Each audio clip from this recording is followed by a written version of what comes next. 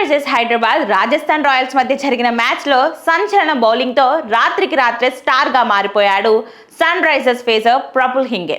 నిన్న జరిగిన మ్యాచ్తో ఐపీఎల్లో అరంగేట్రం చేసిన ఈ 24 ఏళ్ల ఫేజర్ ఎవరికీ సాధ్యం కాని రికార్డును సొంతం చేసుకున్నాడు. ఇన్నింగ్స్ తొలి ఓవర్లోనే ఏకంగా 3 వికెట్లు పడగొట్టి ఔరా అనిపించాడు. ఐపీఎల్ చరిత్రలోనే ఈ ఫీట్ సాధించిన తొలి ఫేజర్గా చరిత్ర సృష్టించాడు. వైభవ్ సూర్యవంశిని అవుట్ చేయడం ద్వారా అతడు ఐపీఎల్లో తన వికెట్ల ఖాతాను తెరిచాడు. అయితే ప్రఫుల్ మొదటి బంతికే వైభవ్ను అవుట్ చేస్తానని ముందే చెప్పాడట.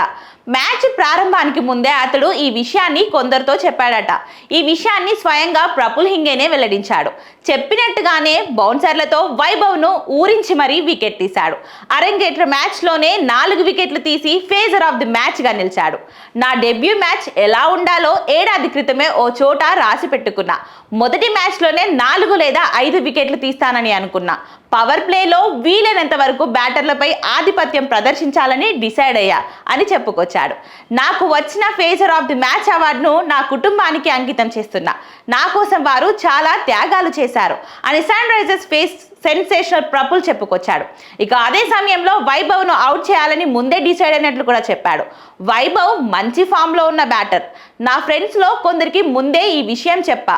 నాకు గనుక రాజస్థాన్తో మ్యాచ్లో ఆడే అవకాశం వస్తే తొలి బంతికే వైభవ్ను అవుట్ చేస్తానని చెప్పుకొచ్చాడు. అది బౌన్సరా లేదా ఎలాగైనా సరే పెవిలియన్కు పంపిస్తానని ముందే చెప్పాడట.